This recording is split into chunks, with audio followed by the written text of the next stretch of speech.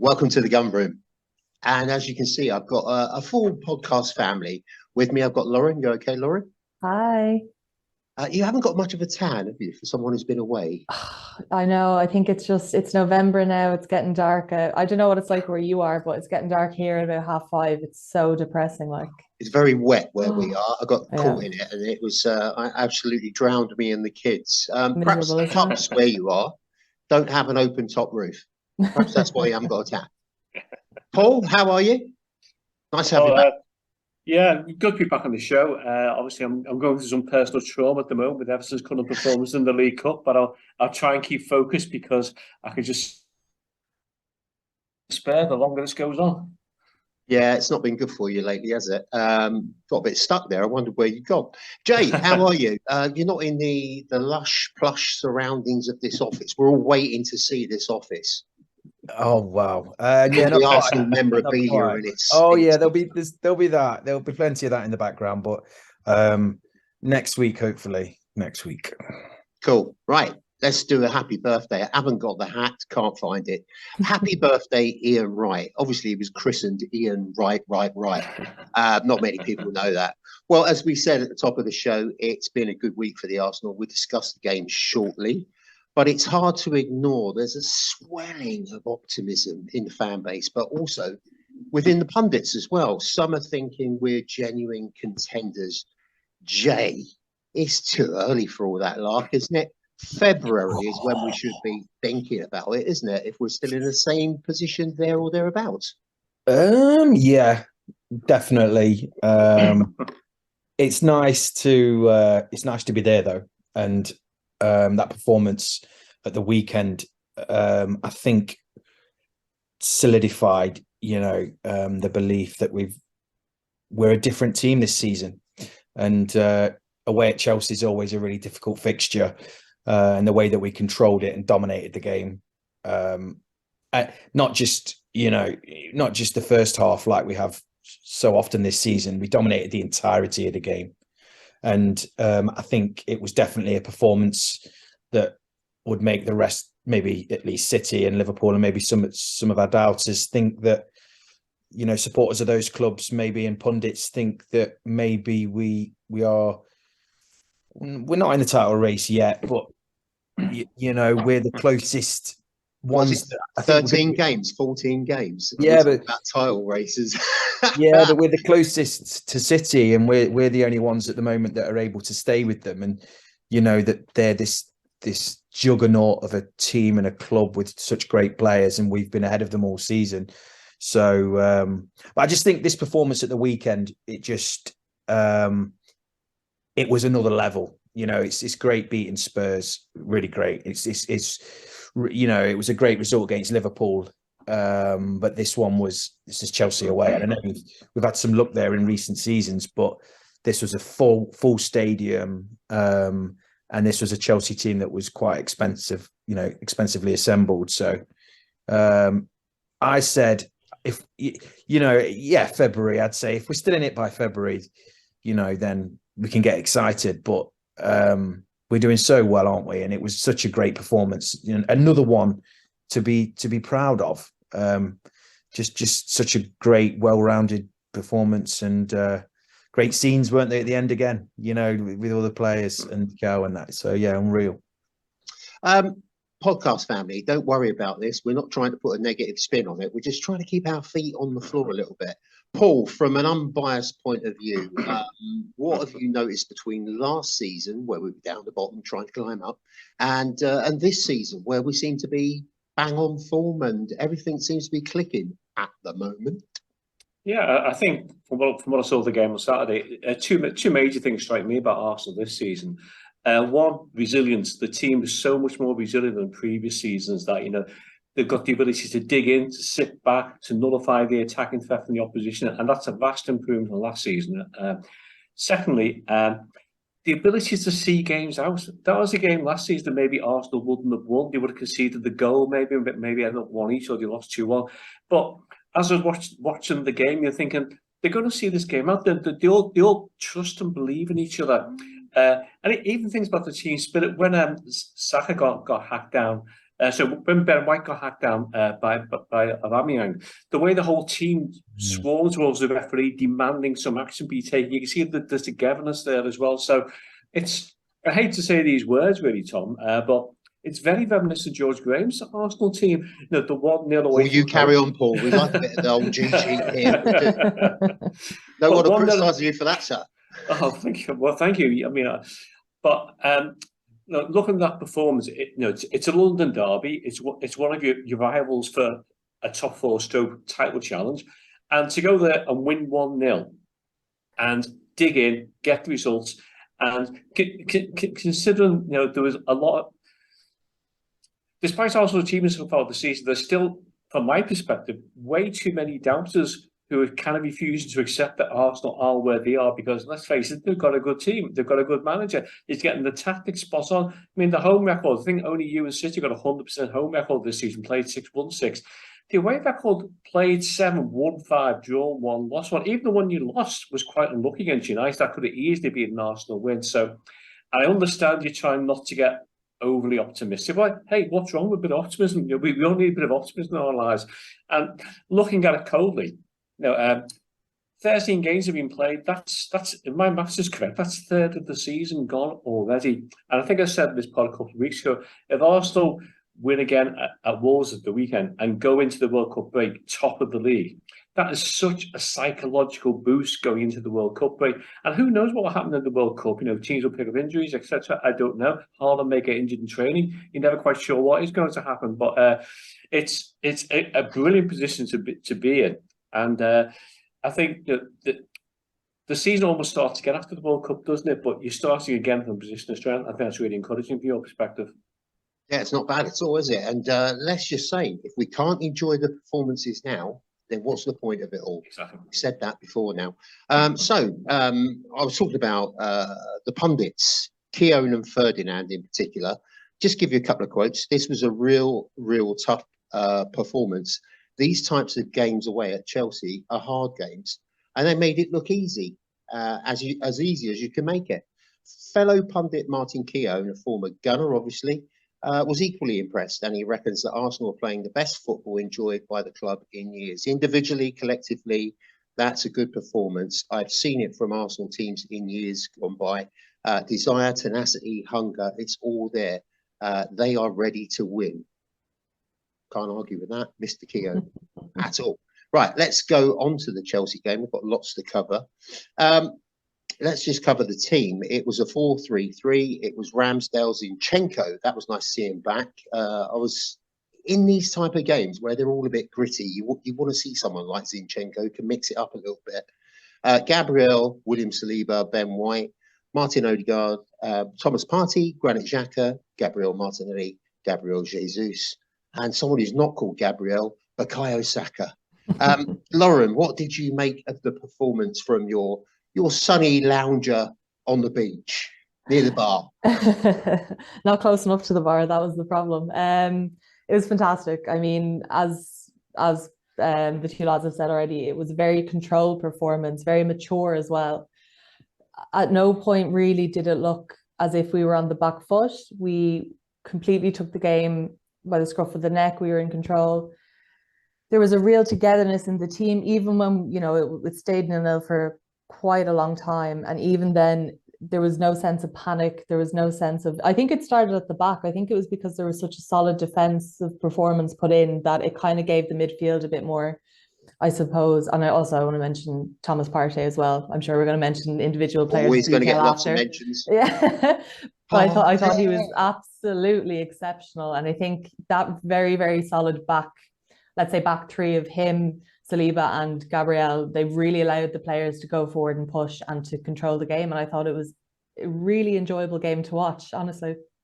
Yeah, it was. Paul, it was a disjointed Chelsea performance, wasn't it? 16 turnovers in the final third in Chelsea half. That kind of tells its own story.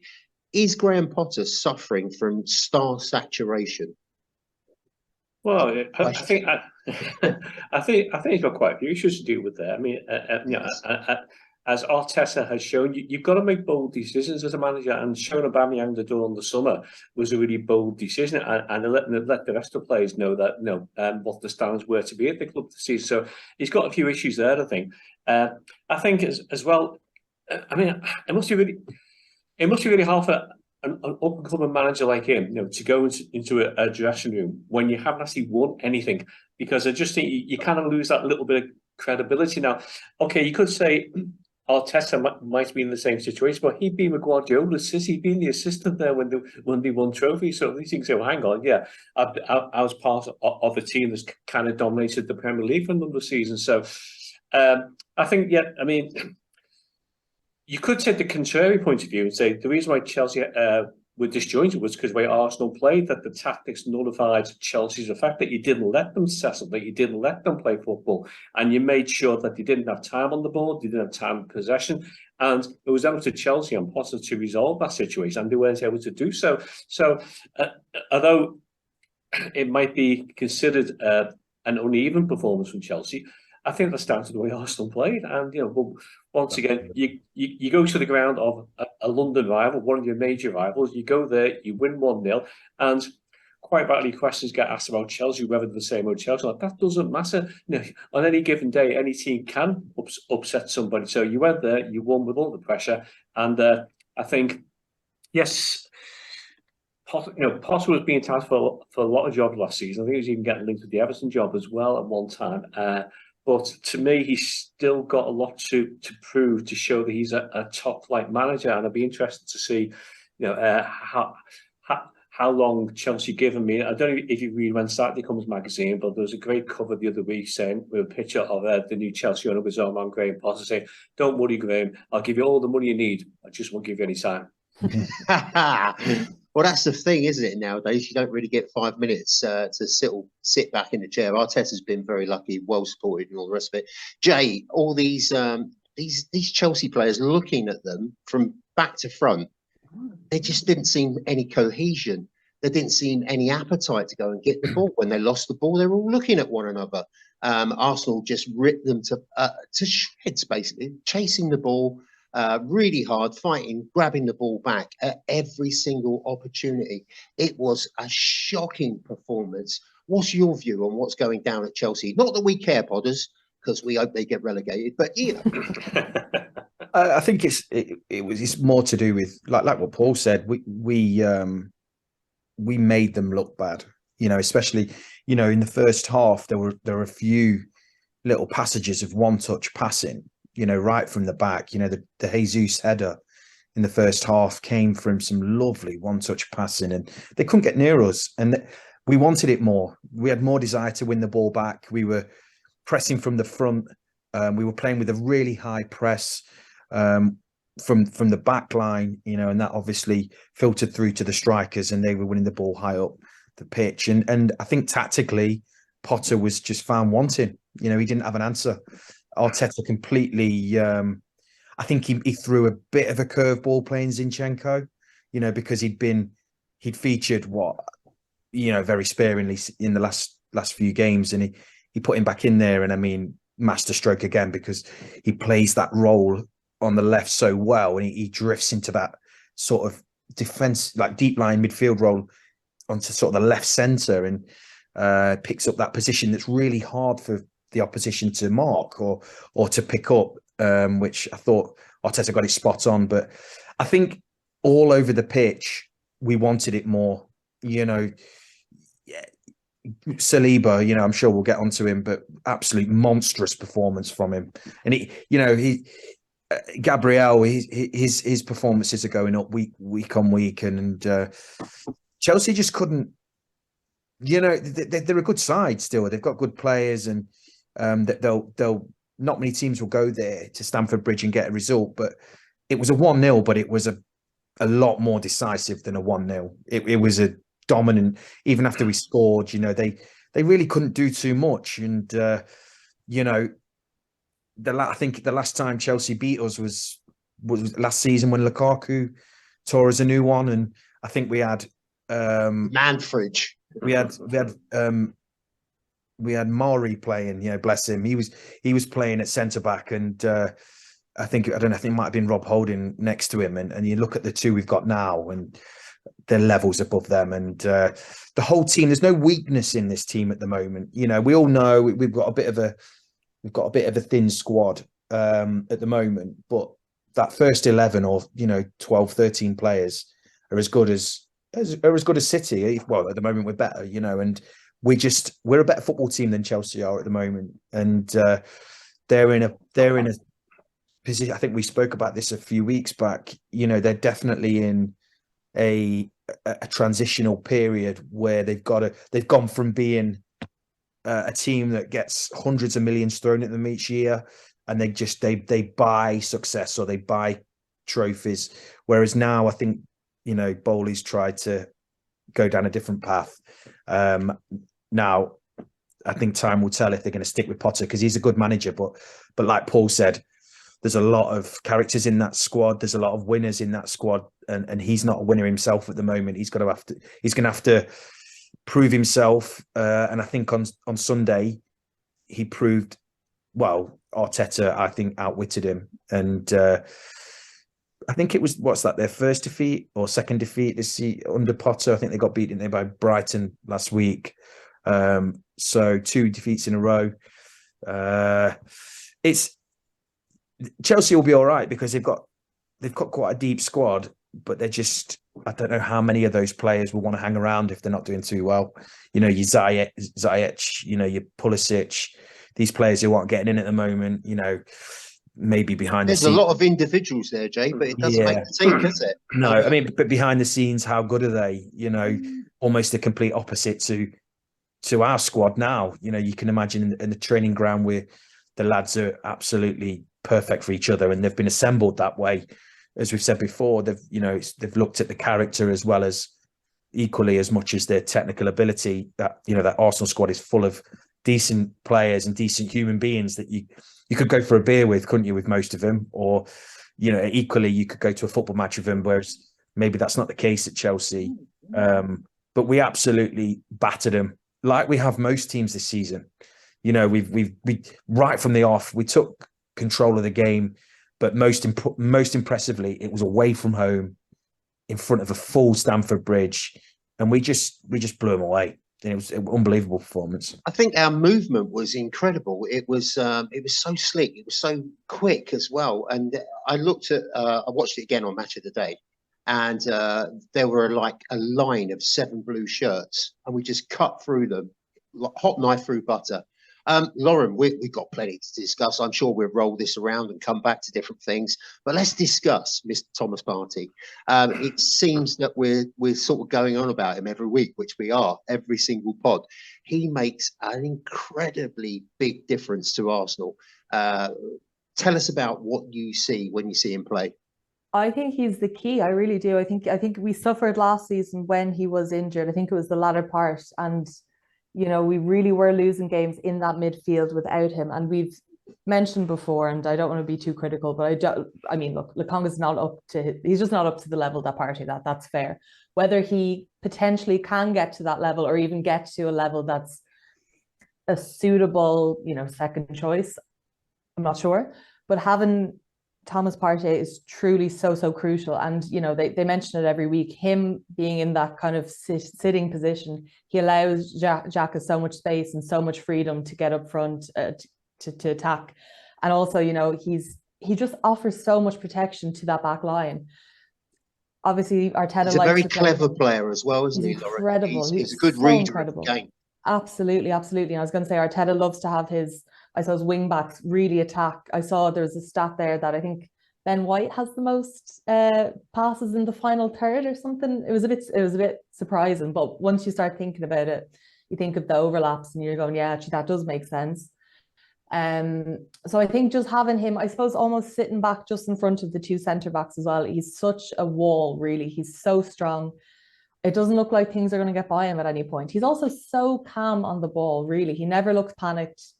And I think having that person who's that experienced is really, really crucial in that centre role in the pitch. So, I mean, I can't sing his praises enough, really. He's phenomenal, and he's such a joy to watch. He really can create things out of nothing. and just slow the game down and let everyone get a breather to kind of reset and get back into their positions. And it's a joy to watch, really it is. So I genuinely think the success of our season hangs on his fitness. So fingers crossed he can pull through. Oh, I hope not. He's a bit glass at time. Paul, I just want to roll it round to this this term that the football world has come up with transition, and they've applied it to Manchester United and Chelsea. Do you think that's right? Because the amount of money they've spent, all the top stars they've got, can you possibly be in transition when you've got all that at your disposal? Well, I think the simple answer to that question, Tom, is no.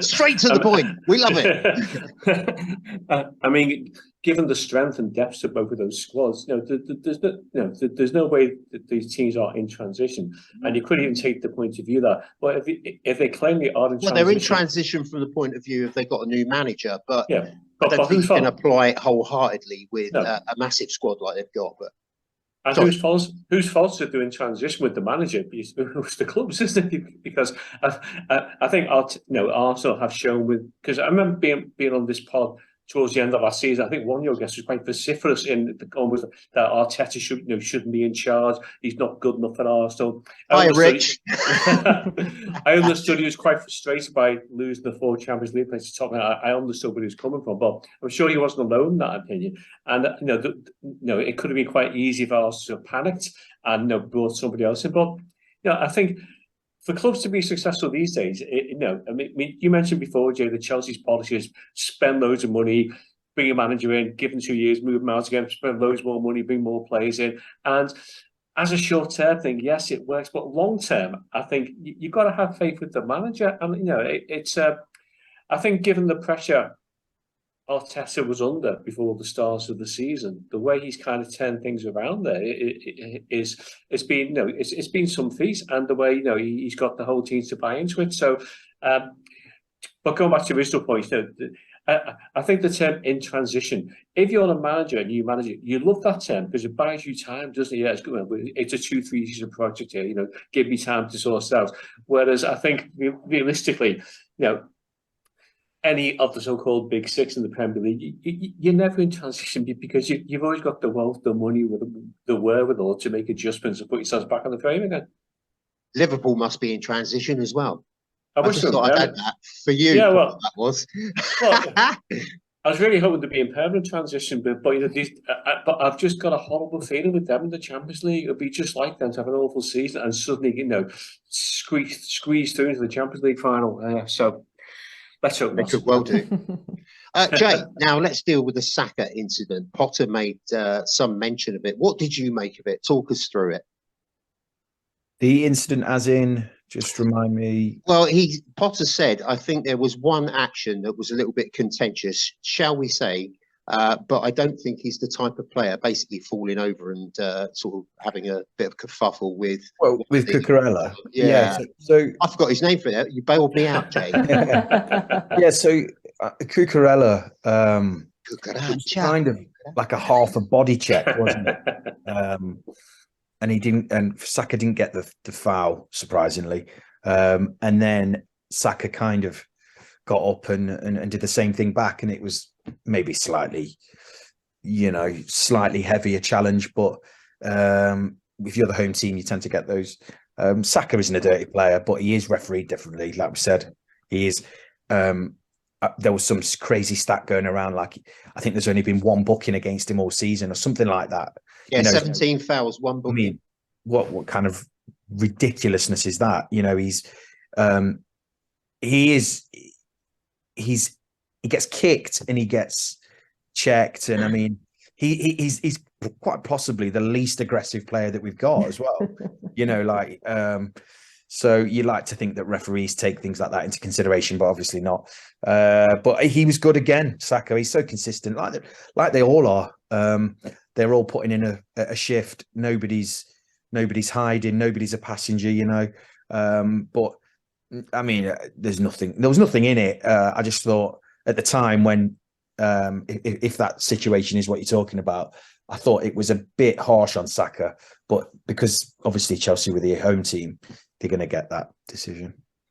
Yeah. I mean, I know it's contact sport, right? So you can't take the contact out of the contact sport, but he does get barged and battered all over the place. So it is a bit of a worry.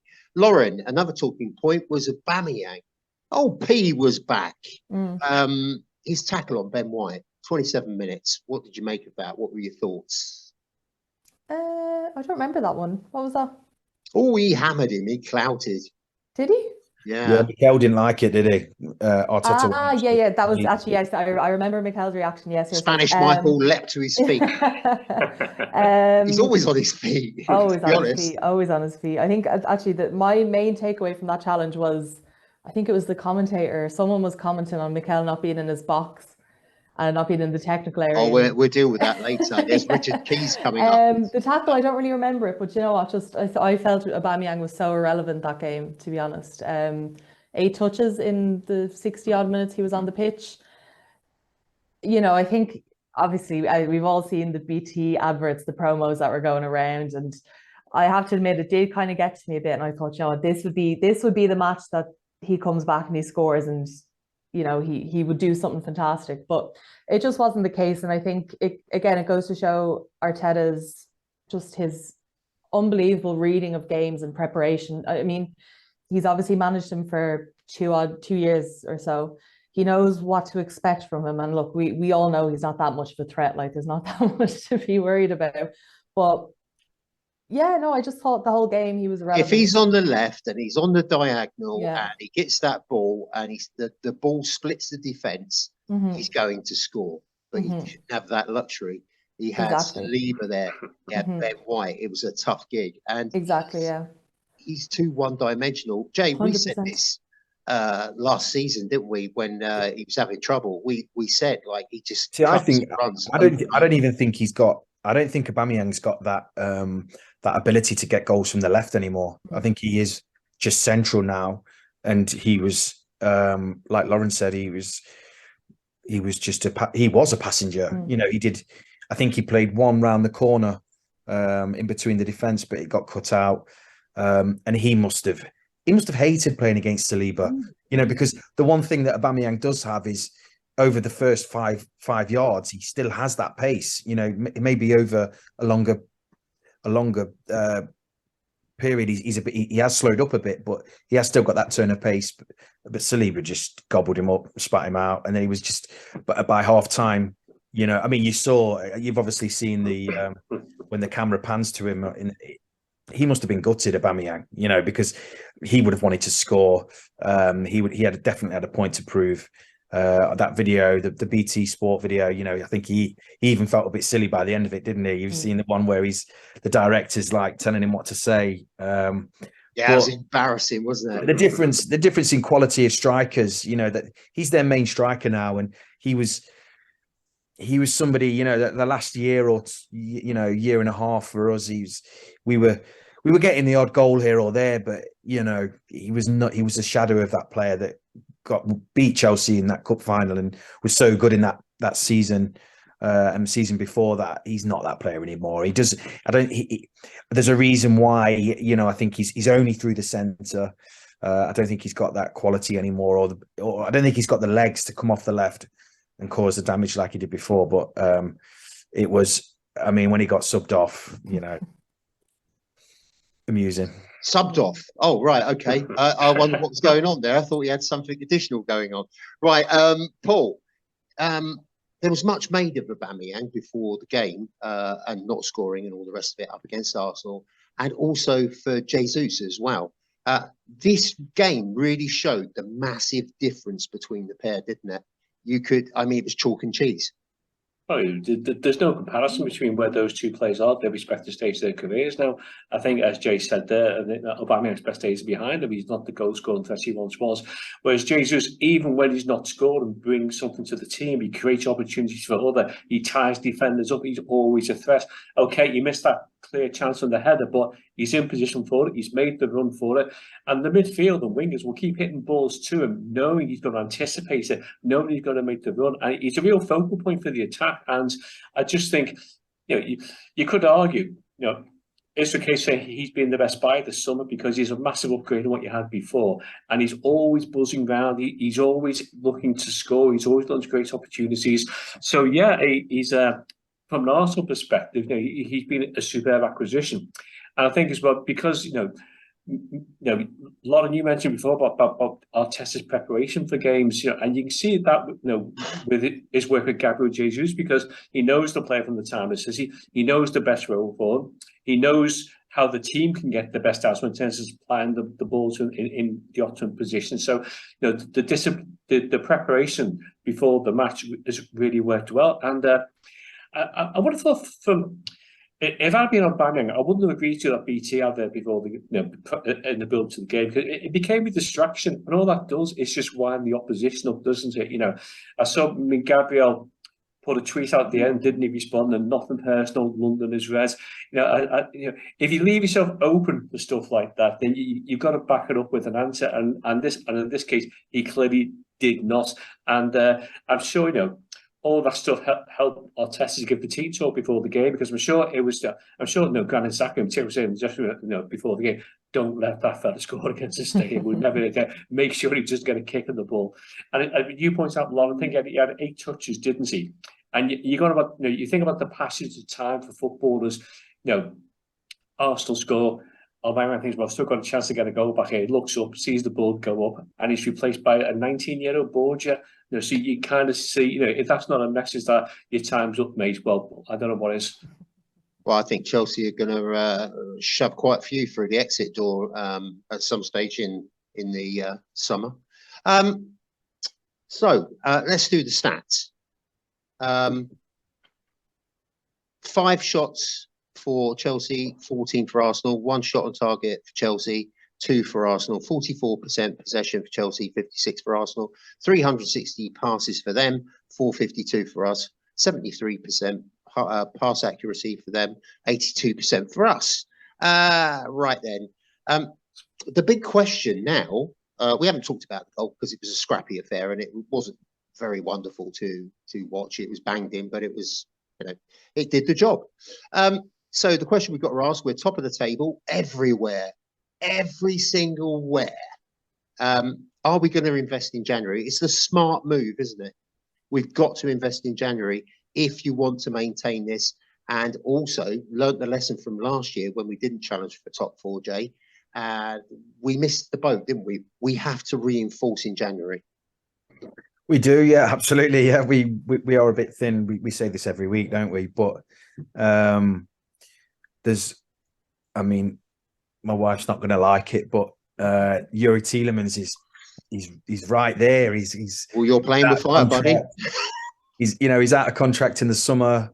They've picked up on, haven't they? So it looks like they're not going to be potentially struggling as much as maybe people were considering that might have been earlier in the season. So go to Leicester and say, maybe, I don't know, 10 million or 15 million, and you've got an international level, Premier League proven goal scoring midfielder who with Bukes as well, wasn't there? He scored a couple of corkers recently. Yeah, and I think he'd also Lauren said earlier about the drop off to Lokonga. That drop off isn't quite as much with Tielemans, and it's always difficult to sign players in January, but this is someone that I wanted last year. He's got a great shot on him. Not afraid to shoot him. He scored a lovely goal at the weekend, didn't he, Paul? Sorry, mate. You're supposed to be friends. Play nicely. It was a fantastic fight, Jay. Really was superb goal. And, yeah. Whether he's Arteta's type of player or not, I don't know. But if you're talking about reinforcements, I was hugely impressed with Barca again on Saturday. He absolutely ran the game from start to finish, passing, vision, creating opportunities, and he would also, I think, be the type of squad acquisition that would really help your title chances January onwards. Yeah, the problem with Maddison is that, as well as he's playing really well, he's got the English hike, the English premium that's always bumped up, and also I don't know, we've got players like him, haven't we? You know, we've got Vieira, who's a backup for Odegaard. But I totally agree. I'd love if we'd sign Maddison, because he's a quality player, and he seems so consistent. He's sorted out that consistency, and he's stayed injury free as well. But I'd go for Tielemans. But I'm sure, you know, there's going to be players at the World Cup that stand out, that might come slightly cheaper than, I don't know, some of the other players that we're being linked with. But we do have to strengthen. We've defensively, we look pretty strong, don't we? I don't think we need to go and sign anyone there. Like we've said a few times, maybe a different type of striker, like a different option. But I'm not sure Mikel wants that. I think he's quite happy with Eddie and Jesus. So maybe a winger to help out Saka, maybe give him a rest from time to time. But he just seems to get kicked every week, doesn't he? And just carries on, gets up and plays, you know. So we have to go and sign players. We just have to, because I fully expect us to go and win at Molineux.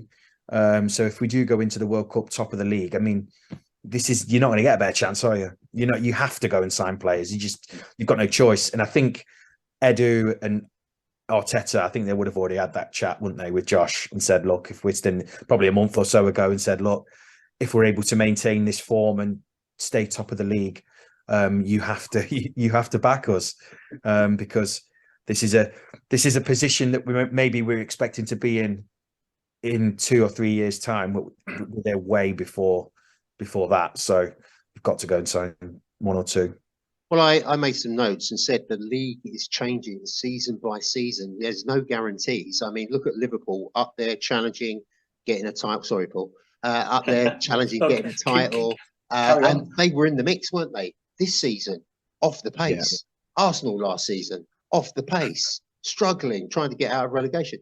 Now, this is a genuine opportunity. If it comes about in February onwards that we're still there, then if it starts going wrong and you haven't got the reinforcements, you haven't got the depth of the squad, you're in trouble. We've already been linked with Danilo and Mudryk. Mudryk. Yeah. Mudryk, right, okay. We've been linked with that one. But they're going to be through the roof, aren't they? I don't think we're going to spend fortunes, but 100 million, I think, probably reinvest that.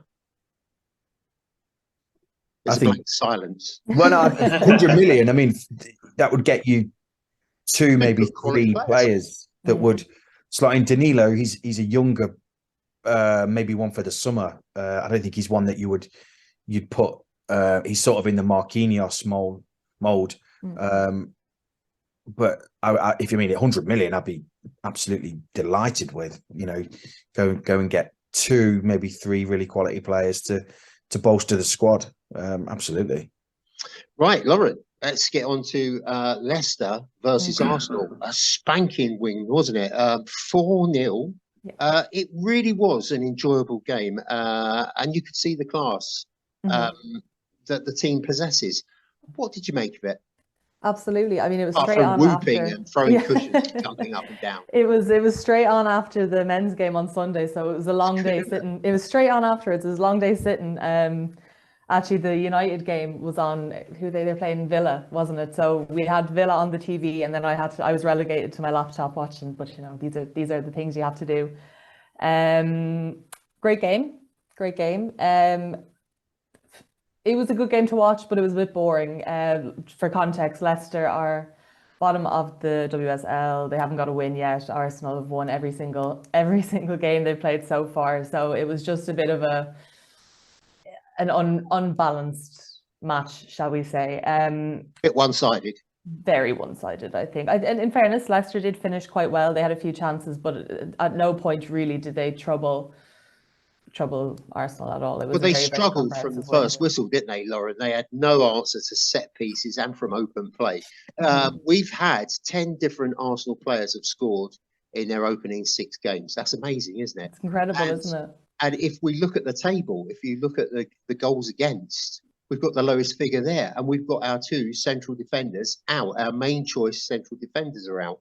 Absolutely, yeah. It's looking well. I mean, it's looking very, very well. The injuries are a big issue. I suppose it's like the men's as well. We've had a thick and heavy run of both league games in Europe, and there seems to be an awful lot of international breaks as well. There seems to be one every month. Can't get my head around that, but anyway. So the injuries are coming in thick and fast. Really, it's a bit worrying. And if you're talking about thin squads, I mean, Arsenal women's is not the best to be dealing with, heavy injuries coming in. But look, do you know what? If we're still able to get the results that we need, and like you said, we're missing probably our two most influential players, our two centre back pairing. It's definitely promising. We don't need them. We don't concede goals, do we? Take as much time as they want. We get a bit cocky, really. It was for me, it was a kind of dominating, ruthless performance and a professional performance as well. Mm-hmm. What do you think? Yeah, no, absolutely. In the match report, I said, Arsenal, as impressive as getting 4 goals is, they didn't get out of second gear.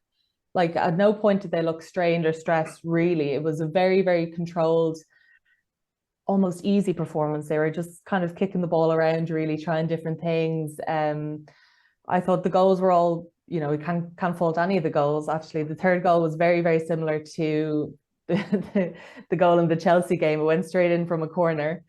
Don't know how often you see that happening twice in a row, but yeah, no, it was enjoyable to watch. It was definitely enjoyable to watch. It didn't really have that grip factor. I suppose watching one after the other, the heart was going after the Chelsea game. I kind of lost interest quite quickly with the women, just because it was so under control. I was like, right, I can just relax and watch this now. It's funny you say about the corner, because it was the same with Chelsea, wasn't it? Exactly. The corner came in, crazy. and it just bemused everyone. Everyone just stood still. I thought the pick of it, obviously, the first goal was a rebound. The second was a stunning cross from Beth Mead into the path of Ford. She had a little bit of work to do, get her ankle straight and clatter that in. And then I think the fourth goal for me was arguably the best. Blackstenius skipping around the Leicester goalkeeper was amazing. Yeah, she made it look effortless. She's having the time of her life, isn't she? Fantastic. Fourth goal this season for her in the league. So, considering it was a bit of a toss-up between her and Miedema to see who was going to be starting in that very progressive role, she's been doing amazing with it. So yeah, great to see. Both of the men and women's teams, they're really on this par at the moment. The energy, the feeling about both teams is really amazing. Right, let's do some stats for them. Leicester City, 37% possession. Arsenal, 63. Shots 4 for Arsenal. Shots 4 for Leicester, 16 for Arsenal. Shots on target, 3 for Leicester, 8 for Arsenal. 2 corners for them, 9 for us. 7 fouls. That was a bit bolshy, wasn't it, as well? 8 fouls for us. It was also, the weather that day was horrendous. I mean, we mentioned the rain before, but my God, it was... What do you know about weather? I saw it on TV. I saw this thing falling from the sky. You have to order your weather from Amazon. But it just looked miserable. So I think, there was a lot of slipping and sliding around, and it was just one of those dirty days. There was going to be fouls, Chelsea beat Manchester United 3-1, which was good for us. But there's 3 of us now in this chase. We can't take anything for granted, can we? As United, Chelsea, and us. But we're looking good at the moment. Are you starting to think? It's the same question as we had at the beginning of the show. You starting to think there's a chance? I am now. I think with United dropping points, I mean, we're the only team that are unbeaten now in the league. We've won all our games in a very convincing manner. My only real concern is we haven't come up against Chelsea's or the Uniteds, even the Cities yet. That game is postponed. So I suppose the challenges will come, but given the performance in the Champions League against Lyon, which we had no right to win, and we trashed them, I'm feeling pretty confident. I think it's very injury dependent, as I mentioned. So Captain Kim Little is out at the moment, I think 10 weeks. We had another injury the other, not last game, but the previous game. I think that was a hamstring. Viviana Miedema's out as well. She needs some time. I think it was time to recharge was what they said, and people aren't really sure what that means. So, and there's no time really given. All jargon, isn't it? Yeah, exactly. She's just on holiday. They just played terribly. But yeah, no, I think it's positive. It's definitely very, very positive. And yeah, I mean, what's there not to believe? And we're top. We're level on points with Chelsea, but they did drop points in their first game. They have a game in hand. So yeah, I don't want to speak too soon, but it's looking good. I think we've just got to say, Podders, you just got to enjoy the moment, live in the moment, and we'll see what happens. I mean, if the end of the season comes and you're sort of in the top four, you would have settled for that at the beginning of the season. But if you win the damn thing, well, it's amazing. Right, so it's United next for us, isn't it? It is, yeah. So as I mentioned, we have that little silly week break for internationals. I think everyone's in training camps in Spain. Every match seems to be held in Spain, in Marbella. So if anyone's down there, you'll have your pick of the bunch to go watch. So the 20th, we are taking on United, and it's actually in the Emirates as well. So I think there'll probably be another push to try and break WSL records and such, especially with the Men's World Cup on. I think it'd be a great opportunity to really, capitalize on maybe the lack of football going on in big clubs in London. So fingers crossed that goes well. Right then, so up for the guys, it's Brighton in the Carabao Cup. Brighton, Jay, sum up Brighton for us. They're a bit patchy at the minute, aren't they? They're winning and then they're kind of out of it. I've never seen a consistent performance in what I've watched, but I haven't watched that much. Yeah, you just nailed it. They're again, I probably don't really expect us to get a result. If that, I don't want to sound negative, but it's one of those games we're going to have to rotate heavily. It's probably the least, of our priorities. I was just going to say that. I mean, when you look at what's available, and they're not, they are a good side, and I don't think Brighton have a particularly deep squad, so I expect them to, go pretty strong, and they need a result, don't they? They need to get some consistency back. So I'd love for us to get a win. In the grand scheme of things, with so many games, especially after Christmas, would it be a bad thing if we went out? Maybe not, but again, you also want to keep the run going and the positivity, and winning breeds positivity, doesn't it? So tough game. They're always a tough opposition, aren't they, Brighton? It's never an easy game against them. They've done us quite a few times as well, haven't they? Yeah, just fingers crossed. In the Europa against PSV, we didn't really turn up when we rotated, but fingers crossed the lads that come in can do a job. Paul, what's your thoughts on Brighton? It's similar to Jay's and mine. Hot 1 minute, cold the next, mediocre. Yeah, I mean, tempting fate here, playing with fire. I think, yeah. I mean, Brighton I've got a goal scoring first, and they have had some good results this season. I mean, they put 4 past Chelsea, they put 3 past Liverpool at Anfield, they won 2-1 against Man United at Old Trafford. They could have been more. So there's a definite goal scoring threat there about that side.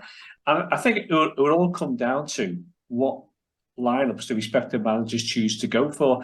And I can see kind of the dilemma here. I think, as you mentioned there, Jay, okay, it might make more sense to go off the Carabao Cup at this stage, but then you lose that winning run, that winning bounce. I mean, would it not be a good situation, for when the World Cup break comes around, you're through to the last 16 of the Carabao Cup, you're top of the table, and everything's going in the right direction still. So I'm sure there'll be some rotation, but I'd like to think that on the bench there'll be some regular first teams ready to step up if required. You have home advantage. I don't think Brighton will field a full strength team, so I think you go for the win. I'm not a great believer in prioritising one trophy over the other. I think you go for as many trophies as you can and keep the options open. And I think as well, you were talking before about potential signings for Arsenal in the window. Have a look at Trossard for Brighton, because every time I've seen that guy play, I've been hugely impressed. He's a goal-scoring threat. He's someone I would definitely be interested in acquiring if I was an Arsenal fan. Yeah, I think someone's going to come in sniffing for him, offering a bundle of money. So let's do the rounds. Lauren, give us a prediction on this Brighton game in the Carabao Cup. I think it's definitely starting 11 dependent, but I'm going to go with 2-1 to Arsenal. Jay? I think. I'm going to go for a saggy 1-0. We're going to go win 1-0. We're pretty good at that, in fairness. We're getting very good what at that. sagginess are you going for? Just a saggy one, yo. Yeah, I think as Lorna said, it depends what starting 11 commences the game. But and Arsenal have been involved in crazy games this Carabao Cup in the past. The 5-4 against Liverpool a few seasons ago, so you're never quite sure what to expect. Okay, I'll be controversial. 1-1 and 1-1. Arsenal's winning penalties. Oh, that sounds good. Right, on to Wolves. I mean, Christ, they're in a bit of a mess, aren't they, old Wolves? But we don't care about that. We just want to get the result. Lauren, what have you made of Wolves this season? It's a bit of a smell down there, isn't it? They don't know what they're doing. I think that's what the crowd should be chanting. Waiting for a manager in January. What's that? A New Year's resolution? It's weird, isn't it? It's very strange. I think when you consider where they were last season, they were challenging for. I think they were in the top 4 for maybe a period of time, but they were right up on our neck, and it's a big drop to where they are now. There just seems to be no. I don't know. I've seen a few games of them. I haven't watched that many. I'm not putting myself through that. But Lauren, our resident Wolves expert. Thank you for asking me. No, I haven't watched that many, but it's evident that they're not where they were last season. Obviously, there's big issues, more than just a manager. I mean, you're waiting so long to get a manager in place. How is that going to affect the players? Like, they don't know who they're playing for, what they're playing for. It's a bit all over the place. And it seems very unprofessional to me, to be honest. It seems as if they're kind of just saying, oh, look, we've probably given all we can. Where can we go from here? They just seem a bit stuck and lost for ideas, both back end and also on the pitch. So yeah, that's my. You expect us to win though, Robin, yeah? Going into the World Cup for sure. Yeah, we won't make you predict again. I know it's painful when you do that. Paul, it's really funny, isn't it? Because these sides, they have a good manager, they make a good fist of it. They're in sort of the top half of the table regularly, and everything seems hunky dory. You change the manager again, and then all of a sudden the trap door opens and they're really struggling. When are these clubs going to learn, by the way? Well, I mean, I think it's to help the old problem of owners being impatient for success. And I think, as Lawrence pointed out there, Wolves last 2 or 3 seasons, have done quite well. They qualified for the Europa League on one occasion recently as well. I mean, I think selling Conor Cody in the summer was a big mistake from their point of view because without being biased, what I've seen with Goodison this season, he's an excellent defender, and they kind of lost that bit of solidity with him not being there as well. Combine that with they've always struggled. Last season, they really, really did struggle for goals. They haven't found the goal scorer, and when you're bringing Diego Costa over to be your main striker, a guy who's not played best part. That's just an absolutely desperate situation. They are a good footballing team, but they just seem to have lost a bit of resilience at the moment. They're quite flaky at the moment. If they go a goal down, they just seem to give up. So on paper, that looks a really easy, win on paper for Arsenal. Is Lopetegui taking charge for this weekend, or is it not till January? I'm not quite sure. So I've read mixed reports, because if he's in charge at the weekend, that puts a slightly different perspective on it. You kind of got the Basque derby there between Arteta and Lopetegui, facing up against each other. He's a good, experienced manager as well. He's manager of Porto, so I guess he's fluent in Portuguese, and that's what you need to be if you're a Wolves manager, because given the number of Portuguese players they have in their squad as well. So I think if he's not in charge at the weekend, it's a straightforward win for Arsenal. If he's got some sort of role at the weekend, it makes it a bit more complicated. But I don't think you have time to have an influence. I think once again, it's been the classic Arsenal tactic this year against teams from the middle to the lower half of the table. Hit them with everything in the first 15, 20 minutes, knock them out the stride, get the early goals, dominate, set the pattern, and then ease off a little bit. And I fully expect Arsenal to do that. And given what's at stake here, I'm sure Arteta's saying to the team, look, we win this, you will go to the World Cup playing for the team, the top of the Premier League. I'm sure they're getting drummed into them. And I'm confident that it's going to be a victory there for Arsenal. Wolves at the moment haven't got a goal scored threat, and I can see Arsenal win that 2-0, maybe 3-0. Jay, they've got some good players though, haven't they? I mean, we've kind of done them a disservice. Podence and people like that. They've still got Neves. Still got very, very good players, but it's just not connecting. But me too. I expect to win. I'm going to plump 3-0. What's your thoughts? Yeah, I mean, you mentioned Podence. I've always liked him. He's always busy, tidy little player. And I mean, Paul mentioned Cody. I was shocked. I think we discussed that, didn't we, Paul? I was surprised that he went, but because he was always really good for them, and obviously Willy Bolly, he went to Forest, and I know he didn't play too much last season, but I was really impressed with him. And a few years back, absolute monster of a centre half.